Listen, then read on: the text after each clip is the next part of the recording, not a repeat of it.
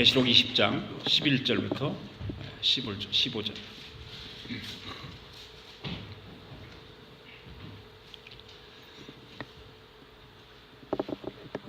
찾으셨으면 계시록 20장 11절부터 15절까지 우리 같이 합심하여 합독해서 읽겠습니다. 시작.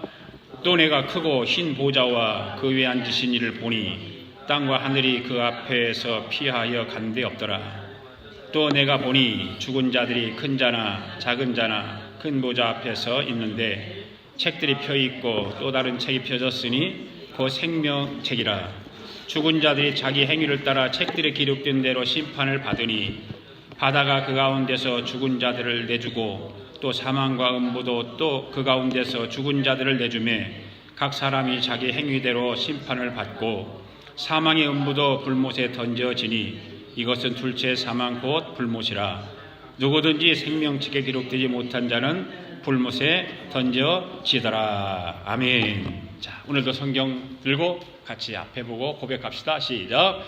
나는 성경에 기록된 말씀이 하나님의 말씀인 것을 믿습니다. 나는 하나님의 말씀이 살아있는 말씀으로 믿습니다. 나는 하나님의 말씀이 조금도 오리가 없음을 믿습니다.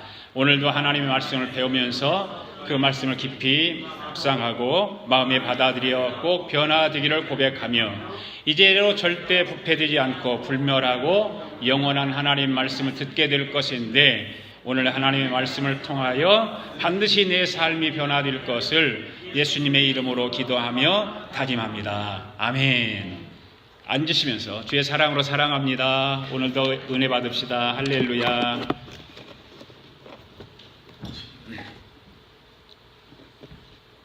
지난 주일날은 천년왕국에 대해서 말씀드렸죠. 천년왕국이라는 말이 성경에 있습니까? 없습니까? 없습니다. 그럼 무슨 말이 있습니까? 천년 동안이라는 말만 있습니다. 천년왕국이라는 말은 성경에 없습니다. 천년왕국에 대해서 세 가지 견해가 있다고 말씀드렸는데 그 세 가지 견해가 뭐였죠? 크게 얘기해 보세요. 전천년설, 후천년설, 무천년설. 그 후에도 뭐 여러 가지가 있는데 이 세 가지 중심으로 말씀을 드렸죠. 전천년설은 뭐였어요? 천년 왕국 전에 예수님이 재림하신다는 견해가 전천년설이에요. 천년을 중심으로 하지 않으면 혼동이 와요. 항상 예수님이 먼저 오시고 천년 왕국은 헷갈려요. 그러니까 천년을 중심으로 천년 전에 예수님이 오신다 전천년설, 천년 후에 예수님이 오신다 후천년설. 그럼 무천년설은 뭐예요? 무천년설 예수님의 탄생부터 재림하시는 그 기간 동안을 상징적으로 천년이라고 말하는 거예요. 그게 무천년설이에요. 네. 그래서 제가 지난주에 설명드린 것은 어떤 견해를 가지고 설교를 했어요? 무천년설을 견해를 가지고 설교를 드렸어요. 네. 저는 무천년을 주장하기 때문에 그 무천년설을 가지고 말씀을 드렸죠. 그리고 무저갱에 대해서 말씀을 드렸죠. 무저갱은 계시록의 초반부도 있고 중간부도 있고 여러 부분에 나오는데 지난 주일에도 무저갱이 나왔었어요. 무저갱을 헬라어로 세번역에는 그냥 헬라어 그대로 썼어요. 아비소스라고 썼어요. 아비소스. 그리고 구약 성경에서는 창세기 1장에 깊음 위에 있다고 하는 깊음이라고 하는 말이 바로 그 태음이라고 하는 말인데 같은 말이에요. 같은 말. 그래서 공동번역기를 또 뭐 어떻게 썼는가 봤더니 끝없이 깊은 구덩이다 그렇게 써 있어요. 무저갱이라는 단어를 안 쓰고 끝없이 깊은 구덩이다 그렇게 썼더라고요. 그래서 이 태음이라고 하는 말은 무슨 말이냐면 큰 파도가 철렁거리고 일렁거리는 그 밑을 알 수 없는 깊은 바다.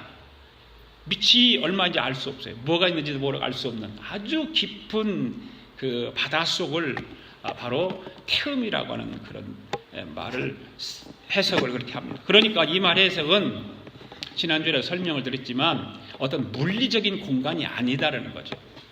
그래서 바로 이 태음이라고 하는 아비소스라고 하는 이 무저갱이라고 하는 것은 결박되었다 그런 말이에요. 결박되었다. 결박된 상태. 그러니까 여러분 지금 그 무적행을 용이라고도 하고 마귀라고도 사탄이라고 그렇게 얘기했잖아요. 그럼 지금은 지난주에 설교를 하면서 그 무적행이라고 하는 결박되었는데 지금 상태가 결박된 상태라고 말씀을 드렸었죠. 그렇다면 사단이 갖춘 이 무적행은 어떤 구체적인 장소를 의미하는가를 말씀을 드렸을 때에 바로 예수님의 십자가를 통해서 이미 사탄은 치명적인 상처를 받았죠. 그래서 창세기 3장의 말씀을 드리면서 여인이 뱀의 머리를 상하겠다. 이미 뱀의 머리는 상했다고 말해요. 뱀의 머리가 상한 것은 이제는 더 이상 소명될 그런 힘이 없는 거예요. 살아날 힘이 없어요. 그런데 나중에 뱀이 여자의 발꿈치를 상했다 그런 말을 했잖아요. 이게 원시복음이라고 그랬죠. 이 발꿈치를 상했다고 하는 말은 머리를 상해서 더 이상 살아날 힘은 없지만 그 꿈틀거림, 아직도 꿈틀거림이 있다. 지금 우리가 살아가고 있는 이 시대에도 사탄은 이미 예수님께서 십자가를 통해서 머리를 상하게 하고 이미 다 끝이 났지만 미미한 그 발꿈치를 상하게 한 연약한 그런 부분들을 통해서 지금도 발부둥치고 있는 거예요. 우리는 사탄에 대해서 그래서 두려워할 것 없다. 그리고 겁낼 것이 없다. 그렇게 말씀을 드렸었고요. 그리고 왕노릇하는 것이 무엇인가라고 하는 걸 말씀드렸어요. 그러면서 왕노릇이라고 하는 그 말을 설명하기 위해서 신약성경 어디를 말씀을 드렸나요? 베드로전서 2장 9절 말씀 같이 한번 읽어볼까요? 시작. 그러나 너희는 거룩한 나라요 그의 소유가 된 백성이니 이는 너희를 어두운 데서 불러내어 그의 기이한 빛에 들어가게 하신 이의 아름다운 덕을 선포하게 하심이라. 여러분 지금 여러분이 누구라고 베드로전서 2장 9절에 말하고 있어요? 네. 여러분이 지금 왕같은 제사장이다. 그리고 택한 족속이다. 거룩한 나라다. 그리고 그의 소유된 백성이다. 그렇게 말하고 있는 거예요. 그러니까 우리가 시시한 사람이 아니다. 왕같은 제사장이에요. 할렐루야. 예, 왕같은 제사장이에요.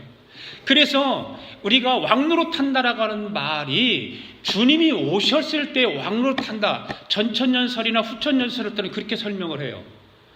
천년 동안 주님이 오셔서 왕노릇할 것이다. 주님과 함께 그렇게 설명을 하고 후천년도 마찬가지예요. 천년 후에 주님이 오시면 주님과 함께 왕노릇할 것이다. 그렇게 설명을 해요. 그런데 무천년설은 그것이 아니라 지금 시대를 살아가는 현 시대를 말하고 있는 거예요. 지금 우리가 살아가고 있는 이 시대에 왕노릇하며 살아야 된다 그 말입니다. 왜? 베드로전서에 분명히 9절에 말씀하고 있어요. 그 근거를 말하고 있기 때문에 그 근거를 통해서 우리는 왕같은 제사장의 삶을 살아야 된다. 그런데 지난 한 주간 동안 왕노릇하며 살았습니까? 어땠습니까? 여러분들 왕같은 제사장으로서 본분을 다했습니까? 거룩한 나라요 택한 백성으로서의 본분을 다하며 살아갔습니까? 우리는 먼 미래의 것을 바라보지 말자 이 말이에요. 계시록의 말씀은 누차 제가 설명을 하지만 먼 미래에 있는 얘기가 아니라 현대를 살아가는 우리의 삶을 이야기하고 있는 거예요. 우리의 삶이 그렇게 살아라는 거예요. 우리는 자꾸 계시록에 말하면 주님이 오셔서 일어날 일들만 생각하는데 그것이 아니에요. 그러니까 계시록이 어렵게 생각하는 거죠. 무섭고 두렵고 잘못 건드리면 그것이 또 이단으로 막 판명받고 그러니까. 그러니까 천년 동안이라는 것은 예수님이 초림으로부터 시작해서 재림까지를 천년이라고 하는 상징적인 의미를 가지고 있다라고 말씀을 드렸습니다. 자, 오늘은 20장 21절부터 15절의 말씀을 통해서 주님을 기다리는 교회들의 이야기 46번째인데 오늘 제목은 백보자 심판입니다. 백보자 심판. 오늘 말씀도 만만치가 않아요. 그런데 아주 중요한 말씀이에요. 여러분 귀를 담아 들으셔야 되고 마음에 새겨야 되고 새로운 것을 또 공부하게 되고 배우게 될 것입니다. 그런데 오늘 본문의 말씀이 무엇을 말하고 있는지 정확하게 오늘 말씀을 강의를 통해서 함께 알아봐야 됩니다. 그러니까 말씀에 집중해서 읽을 수 있기를 바랍니다. 자, 첫째, 백보자 심판이 무엇일까? 라고 하는 거예요. 백보자 심판이 무엇일까? 1절 읽습니다. 시작. 또 내가 크고 흰 보좌와 그 위에 앉으신 이를 보니 땅과 하늘이 그 앞에 피하여 간데 없더라. 여러분 신앙생활하면서 백보자 심판이라고 말을 들어보셨습니까? 안 들어보셨습니까? 들어본 적 있어요? 없어요? 있죠? 있을 거예요. 백보자 심판, 백보자 심판, 목사님이 설교도 할 거고 들었을 거고. 그런데 백보자 심판이 무엇인가를 아느냐 그 말이에요. 듣기는 들었는데 백보자 심판이 무엇인가? 교회를 오랫동안 다니면서 생활을 제대로 하신 분들은 이 백보자 심판에 대한 설교를 들었을 가능성이 있죠. 내용은 몰라도. 옛날에 제가 어렸을 때 이제 교회를 다니면서 부흥성의를 많이 했잖아요. 옛날에 부흥회를 참 많이 했습니다. 부흥회를 많이 하면서 부흥 강사 목사님들이 이런 백보자 심판에 대해서 설교를 많이 했어요. 그 설교를 들었을 때에 어떤 설교들을 하냐면 행위를 강조를 해요. 행위를 강조하고 여러분들 하나님이 주님이 오시면 여러분의 삶의 행위가 다 드러나게 될 것입니다 하면서 신앙생활을 잘해야 하나님 앞에 섰을 때 충성봉사하지 않는 사람은 개털모자를 쓸 것이고 충성봉사를 잘한 사람은 면류관을 쓸 것입니다. 이런 설교를 하잖아요. 이런 식의 설교는 성도들이 신앙생활을 좀 더 잘하기 위해서 어떤 은유적인 표현이라고 저는 생각해요. 저도 그런 은유적인 표현들을 써서 설교를 하거든요. 그것이 꼭 개털모자가 어디가 있어요? 그렇잖아요. 그런데 성도들을 이렇게 독려해서 신앙생활을 좀 잘하고 열심히 하기 위해서 그런 은유적인 표현들을 씁니다. 11절의 말씀을 보면 크고 흰 보좌가 등장을 하죠. 그래서 흰 보좌라고 하는 말을 그래서 바꿔서 백보좌라고 그렇게 말합니다. 지난주에도 말씀드렸죠. 천년왕국이라는 말이 없는데 천년 동안 왕노릇 한다라고 하는 말을 빌려서 천년왕국이라고 했던 것과 마찬가지죠. 여러분 크고 흰 보좌를 이해하기 위해서는 무엇을 우리가 알아야 되죠? 역사적인 것을 알아야 돼요. 당시에 로마의 황제 보좌를 알아야 된단 말이죠. 왜 하나님께서 반모섬에 유배되어 있는 요한에게 이러한 것을 보여주면서 백보좌라고 하는 말을 사용하겠을까라고 하는 거죠. 로마 당시에 황제 보좌가 그만큼 위험이 있었다는 거죠. 엄청난 위험을 가지고 있었어요. 그래서 모든 심판은 황제의 보좌로부터 시작되는 거예요. 모든 심판은 황제의 보좌로부터 시작됐어요. 그리고 모든 통치도 황제가 있는 보좌로부터 시작됐어요. 그리고 모든 영광도 황제가 있는 보좌에게 올려졌어요. 황제가 최고였죠. 황제가 신이었어요. 그 당시에는. 황제의 말을 거부하면 그냥 죽이기도 하고 사자 불속에 넣기도 하고 풀무 불속에 넣기도 하고 이런 일이 있었지 않습니까? 여러분 당시 로마 황제의 심판과 통치 기준이 무엇이었어요? 황제 숭상 아니야. 황제 숭배하는 것. 모든 백성들이 황제를 받들어야 돼요. 숭배를 해야 돼요. 거기에 조금만 어긋나고 잘못하면 엄한 벌을 내렸어요.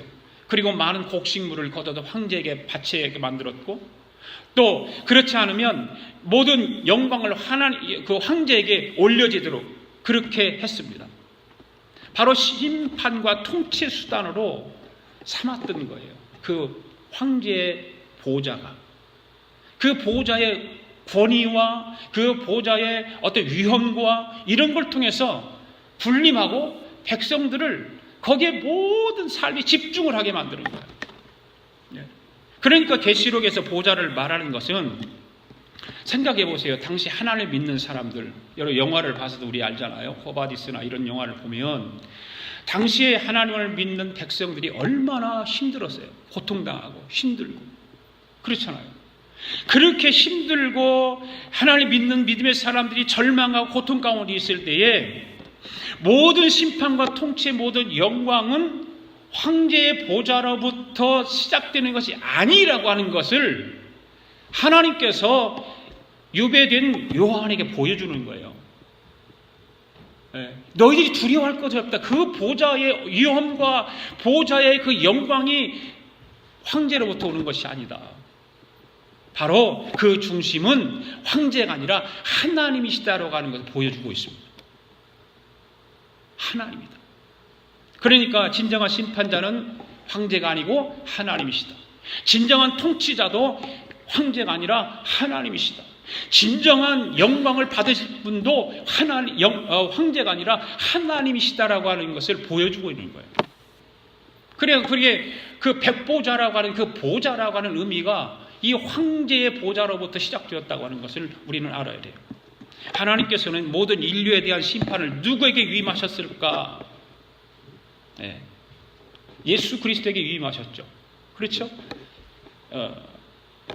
요한복음 5장에 보면 아버지께서 아무도 심판하지 아니하시고 심판을 다 아들에게 맡기셨다라고 하는 말씀이 있어요. 하나님이 심판하는 것이 아니라 백보자 심판에서 예수 그리스도, 예수님이 심판하신다는 거죠. 그렇기 때문에 실제로 산자와 죽은 자 모든 심판은 그 재판장은 예수 그리스도다라고 하는 거죠. 여러분, 최후의 심판자가 누구예요? 예수님이에요. 예수님. 그분이 어디 계세요? 지금 보좌에 계시는, 보좌에, 하늘 보좌에 계시는 거예요. 그분은 우주에 대한 절대 주권을 가지시고 하나님의 아들로서 바로 그 권위를 가지고 심판을 하신다, 그 말입니다. 여러분, 심판의 주관자이신 예수 그리스도께서 앉으신 그 보좌의 색이 무슨 색이라고 오늘 본문에 나와 있어요? 흰색이다, 흰색. 그리고 크다라고 하는, 크고 희다라고 하는 말을 하죠. 바로 크고 희다라고 하는 말은 예수님의 공의를 나타내는 거예요. 하나님의 공의. 그러니까 보좌가 크다고 하는 것은 예수 그리스도의 심판이 모든 피조물들에게 크게 미칠 것이다. 크게 미칠 것이다. 그런 의미를 가지고 있습니다. 다시 말해서 예수 그리스도의 심판은 위엄이 있으시다.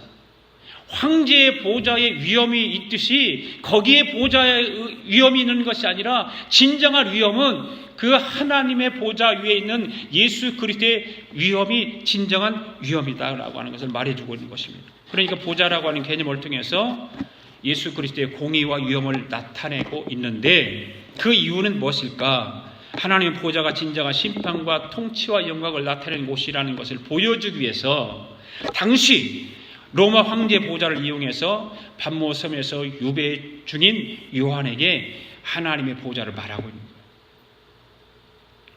그러니까 세상의 중심에 당시에는 로마인 줄 알고 있는 하나님의 백성들에게 세상의 중심은 로마가 황제가 아니라는 거예요. 로마가 아니라는 거예요.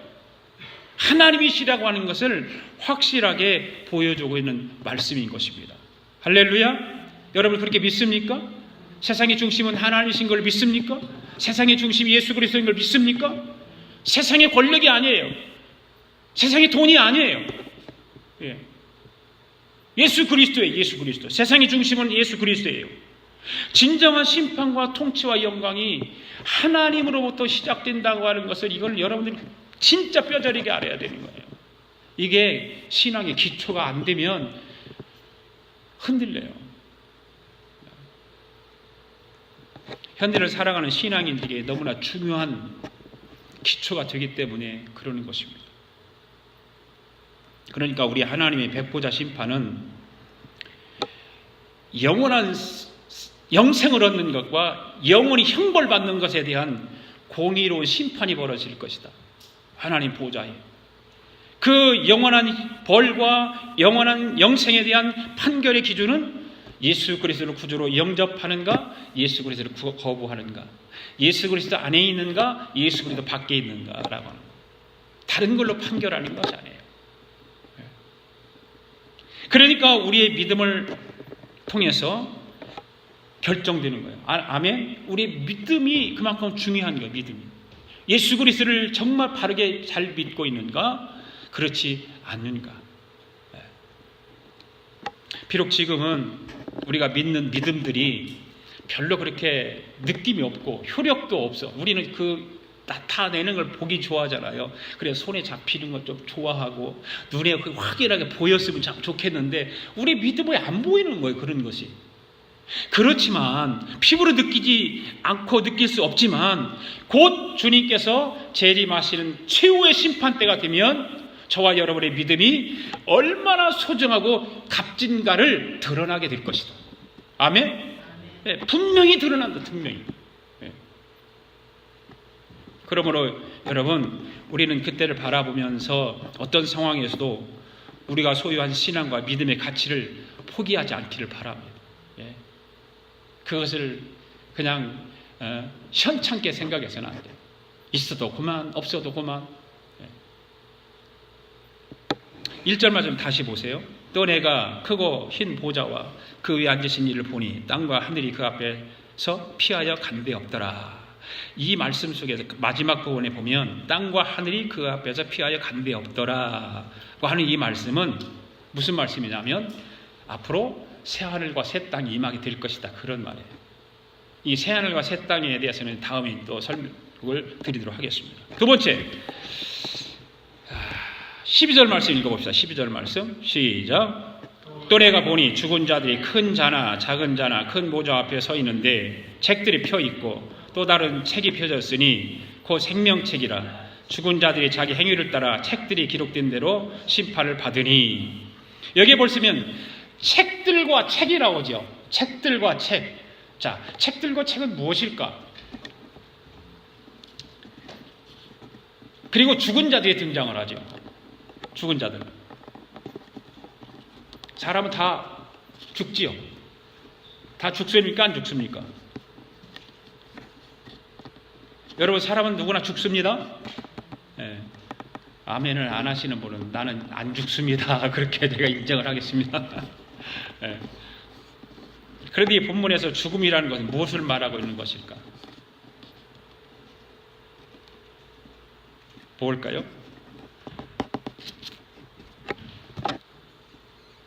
그리고 조금 더 설명을 또 더 드리겠습니다. 그리고 그 다음에 큰 자나 작은 자는 무엇을 말하는 것일까요? 여기에 보면 그런 말씀들이 나와요. 그것들이 참 우리가 알아야 될 부분들입니다.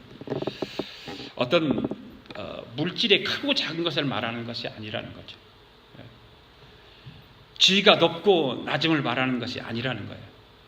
여기서 큰 자나 작은 자는 누구나 할 것 없이 물론대소하고 모두 다, 이런 뜻이에요. 모두 다. 크고 작고 높고 낮음이 그런 것이 아니에요. 큰 자나 작은 자나 모두 다 물론대소하고, 이런 말입니다. 그 다음에 말씀을 보면 큰 자나 작은 자가 어디에 있습니까? 하나님 보좌 앞에 있습니다. 보좌 앞에 서 있는데 무엇이 펴져 있어요? 책들이 펴져 있고 또 다른 책이 펴져 있는데 그 책의 이름은 생명책이라. 그 책은 알겠어. 해석이 되어 있으니까. 그 책들은 뭐냐 말이에요. 책들은. 네, 책들은 뭐냐. 여러분, 여기서 책들과 책이 나오는데 책에 대해서는 설명할 필요가 없죠. 다 왜? 생명책이라고 되어 있으니까. 그런데 책들을 이렇게 복수로 쓰여진 이 책들이 무엇일까? 이것을 알기 위해서는 죽은 자들에 대해서 먼저 알아야 돼요. 죽은 자들. 죽은 자들이 여러분 누구일까요? 구약시대에 죽은 사람들? 예수님 오시기 전에? 네. 아니면 아주 그 전에 막 죽은 사람들일까요?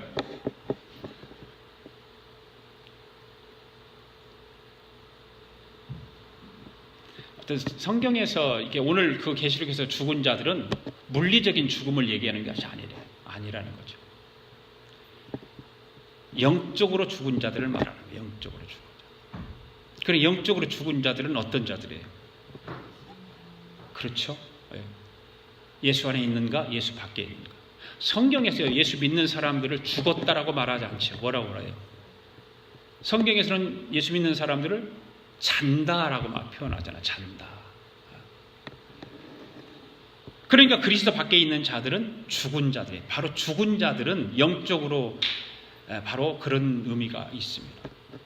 이거를 확실하게 알려면 구약 성경에 가서 찾아봐야 돼요. 구약 성경에서 봐야 거기서 해석을 들을 수가 있어요. 다니엘서 7장 9절 10절 봅시다. 시작.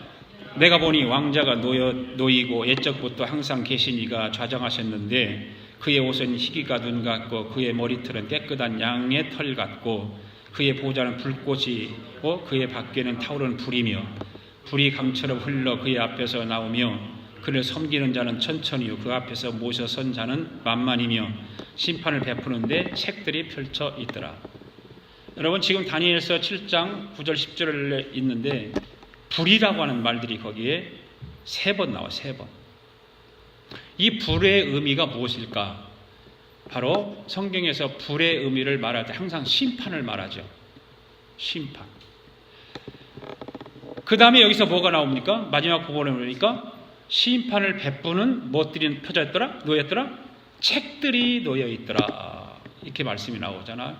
여기에서도 책들이라고 하는 말이라고. 이 책들이 무엇을 베푸는 책들이라고요? 심판을 베푸는 책들이라고 기록되어 있어요. 다니엘서 7장에서. 그죠? 네. 심판의 책이에요. 심판의 책. 다시 계시록 20장 12절 말씀 보세요. 같이 병행해서 보세요. 또 내가 보니 죽은 자들이 큰 자나 작은 자나 그 보좌 앞에 서 있는데 책들이 펴져 있고 또 다른 책이 펴져 있으니 그 생명책이라. 죽은 자들이 자기 행위를 따라 책들에 기록된 대로 뭐를 받는다? 심판을 받는다. 여러분 다니엘서의 말씀과 요한계시록의 말씀의 성격이 같아요? 틀려요? 같아요. 계시록 20장 14절에 봐도 사망과 음부의 분못에 던지니 그것은 둘째 사망 곧 불못이라 이런 말씀이 있어요. 이 말씀에서 보면 불못에 던져진다는 말씀이 나와요. 불에 던져진다고 하는 말이 나오죠. 바로 심판을 얘기하는 거예요. 그러니까 여러분 계시록의 말씀을 해석하는 데 있어서 어떤 사람들은 환상을 보고 계시록을 해석하는 사람들도 있거든요. 네. 기도를 많이 했는데 환상 가운데 계시록을 해석을 해주셨다. 그래 환상 보고 계시록을 해석을 하고 또 꿈을 꾸었는데 하나님이 그 계시의 꿈을 주셔가지고 계시록 해석했다. 이런 말을 하죠. 그 말이 맞을까요? 환상을 통해서 해석하는 것이 맞을까요? 꿈을 통해서 해석하는 게 맞을까요? 여러분 항상 우리는 성경을 해석을 할 때 성경으로 해석을 하는 것이 옳은 거죠.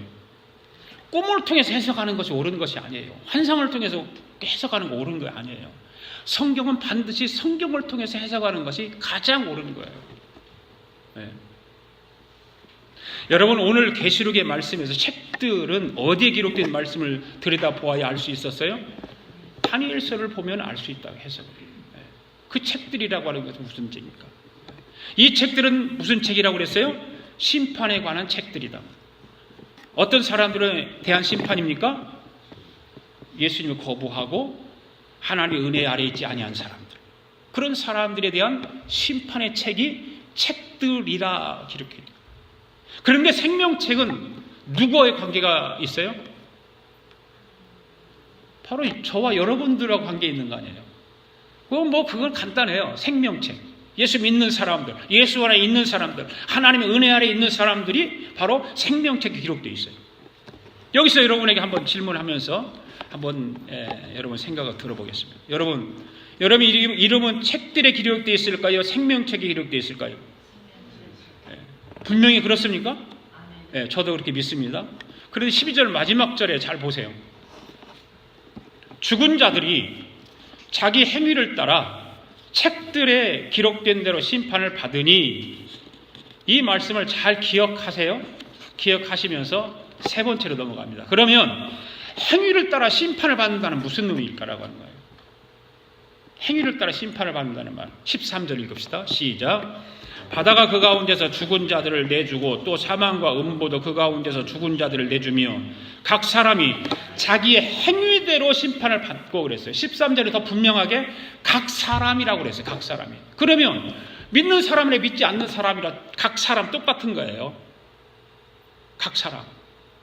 12절에서는 책들에 쓰여진 자들이 심판을 받는다고 그랬는데 13절에서는 각 사람들이라고 그래요. 각 사람들이. 여기 이제 문제가 생기는 거예요. 자, 여러분, 행위대로 심판을 한다면 여러분 자신 있습니까? 생명책에 기록되어 있다면서요. 자신 있어요? 한번 손 들어보세요. 나 자신 있습니다. 행위대로 심판하신다는데.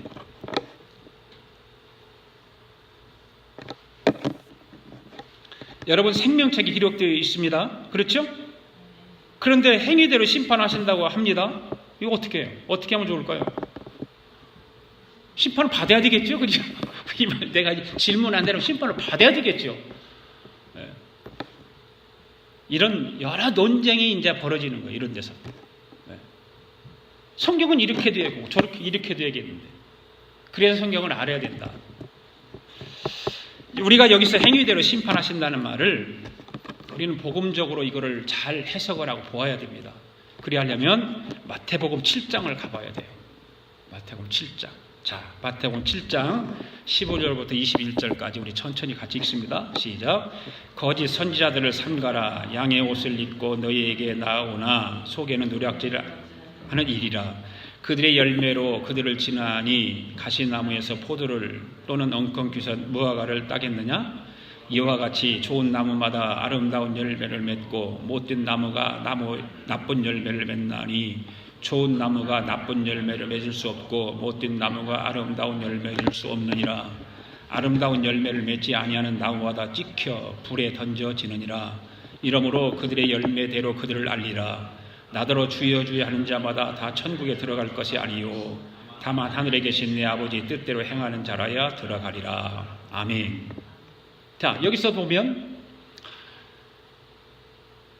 아버지 뜻대로 행하는 자라야 천국에 들어간다고 말하고 있어요. 행한다라고 하는 말이 분명히 있죠. 자, 이 말씀 읽었는데 여기서 강조하는 것이 행위입니까? 나무입니까? 나무일 수도 있고 행위일 수도 있어. 잘 보시면 행위에 있는 것이 아니라 나무에 있다고. 나무에. 이거 엄청나게 중요한 말씀이에요, 여러분들. 네. 여기서 저와 여러분이 생각해 볼 것이 있잖아요. 오늘 우리는 어떻게 살아왔는가 하는 거예요. 어떻게 살아왔는가. 행위를 따라서 우리는 살아왔지 않았는가. 좋은 열매를 맺기 위해서 우리는 때로는 막 노력하고 애쓰고 교회에서 강단에서 좋은 열매를 맺어야 천국 간다라고 막 선포하고 그 틀린 말 아니에요. 그 틀렸다는 말이 아니에요. 맞는 말이에요. 그리고 좋은 열매를 맺어야 합니다 하면서 말씀을 전하기도 하고 듣기도 했잖아요. 그리고 좋은 열매가 맺어지던가요? 그렇게 말씀을 많이 듣고 말씀을 선포하는 목사도 마찬가지로 좋은 열매가 맺어지던가 그 말이에요. 우리는 불가능한 거예요. 좋은 열매를 맺을 수 없어요. 우리는.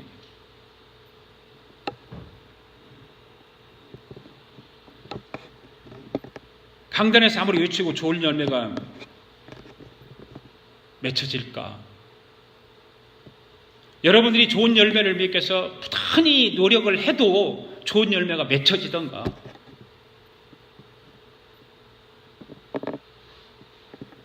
마태복음 7장에서 말씀하고 있는 것이 여러분 무엇이라고 생각하십니까?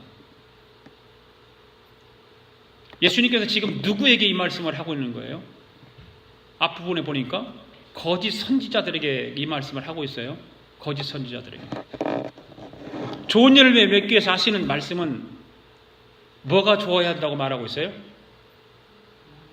나무가 좋아야 된다고 말하고 있잖아요. 나무가 좋아야 된다.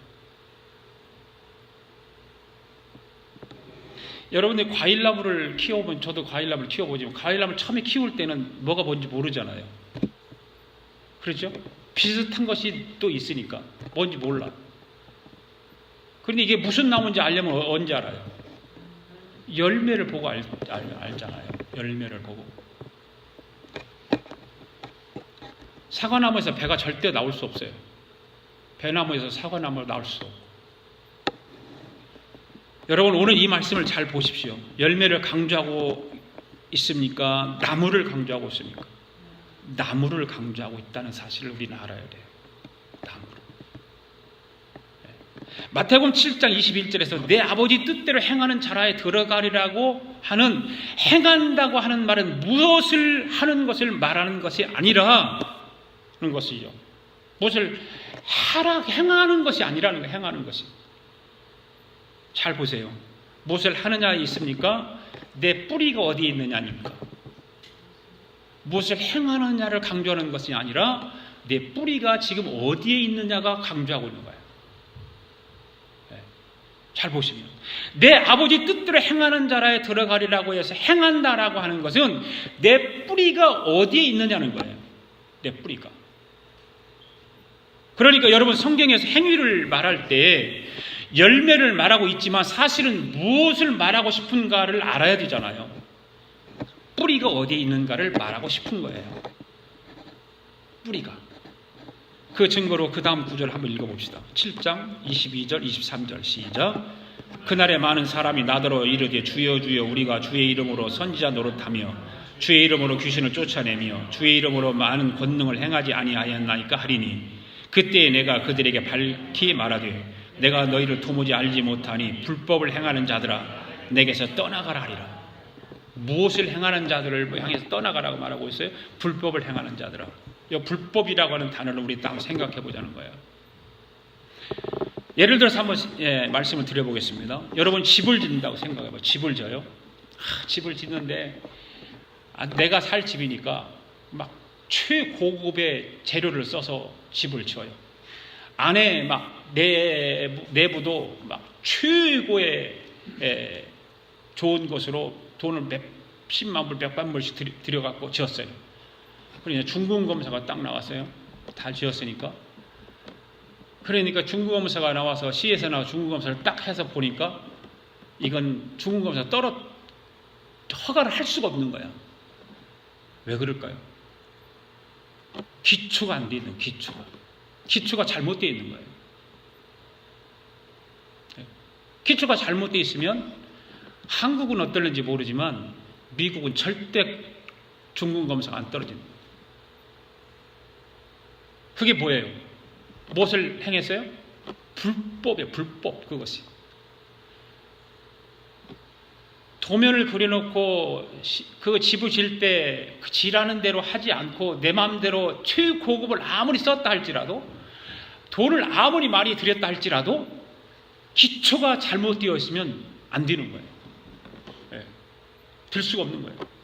그게 불법이에요. 그래서 사람들은 그럴 거 아니에요. 내가 내 집을 짓는데 내가 알아서 하면 되지. 뭐 당신들이 뭐야? 이렇게 말할 수도 있어요. 그러나 그것이 그냥 넘어가는 일이 아니에요. 그것이 불법이기 때문에 그 불법을 행하면 절대로 검사가 떨어지지 않습니다. 집을 아무리 잘 지고 돈을 많이 들여서 지었지만 기초가 잘못되었기 때문에 소용없는 거예요. 그러니까 기초가 잘못된 것을 불법이라고 행하지 않는 것이다 라고 말하는 거예요. 행하지 않는 것이다. 이해가 가세요? 자, 그 다음 말씀도 한번 봅시다. 7장 24절 27절까지 시작. 그러므로 누구든지 나의 이 말을 듣고 행하는 자는 그 집을 반석 위에 지은 지혜로운 사람 같으리니 비가 내리고 창수가 나고 바람이 불어 그 집에 부딪히되 무너지지 아니하나니 이는 주초를 반석 위에 두은 까닭이요 나의 이 말을 듣고 행하지 아니하는 자는 그 집을 모래 위에 지은 어리석은 사람 같으리니 비가 내리고 창수가 나고 바람이 불어 그 집에 부딪힘에 무너져 그 집이 심하니라. 여기서 행하지 않는다라고 하는 말은 뭐예요? 기초가 예수 그리스도와 함께 하지 않는 것을 설명하고 있어요. 예수 그리스도 기초, 우리 신앙생활의 기초가 예수 그리스도인데 예수 그리스도의 기초를 두지 않는 신앙생활은 헛것이라는 거, 헛것이.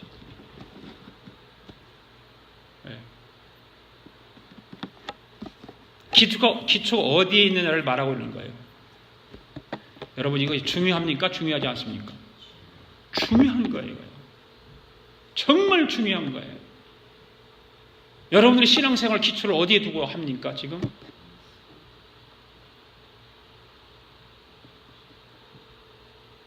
주님이 재림하셔서 오셨을 때에 기초를 예수 그리스도에 두지 않는 신앙생활은 다 불법이라고 말하고 있는 거예요. 불법.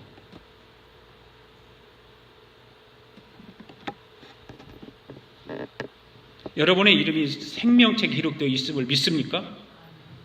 여러분의 구원이 완성되어 있음을 믿습니까?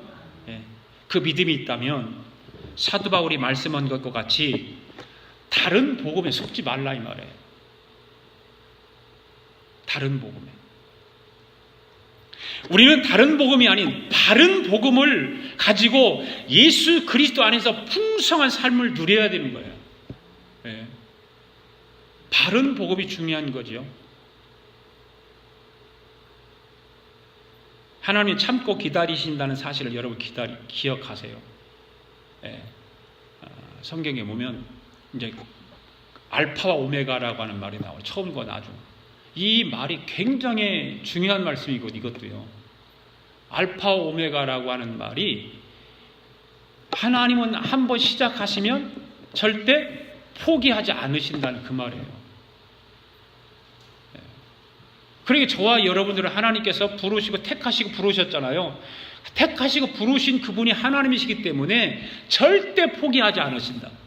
우리가 삶을 살면서 조금 현찮게 살아요. 사람들이 볼 때에. 그렇죠? 좀 거북스럽게 살아요. 저 뭐 믿음의 사람이 뭐 권사님이 저래, 뭐 집사님이 저래, 장로님이 저래 이렇게 비난받을 수도 있어요. 그런데 하나님은 절대 포기하지 않으신다. 그런다 할지라도. 아브라함을 우리가 한번 생각해 보자고요. 아브라함. 시간이 많이 갔습니다.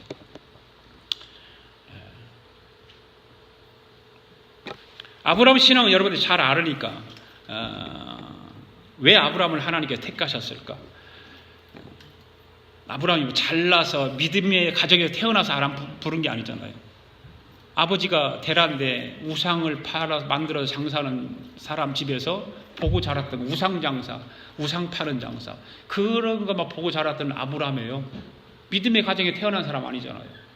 대대로 무슨 모태 신앙에 가진 사람 아니잖아요. 그런데 하나님 왜 아브라함을 택했냐 말이에요. 아브라함이 살아가면서 하나님하고 교제를 하면서 무슨 잘하기만 했습니까? 거짓말도 하고 속이기도 하고, 막 돈에 눈이 멀어가지고 하기도 하고 그랬잖아요. 그런데 하나님이 아브라함을 택해서 믿음의 조상으로 세우셨다. 무슨 아브라함 믿음의 조상입니까? 아니잖아요. 그런데 하나님은 그런 사람을 택하셨다. 저와 여러분들도 아브라함 같은 믿음의 조상은 아니지만 우리를 택하신 목적이 분명히 있다. 그래서 이루어 가신다 하나님은.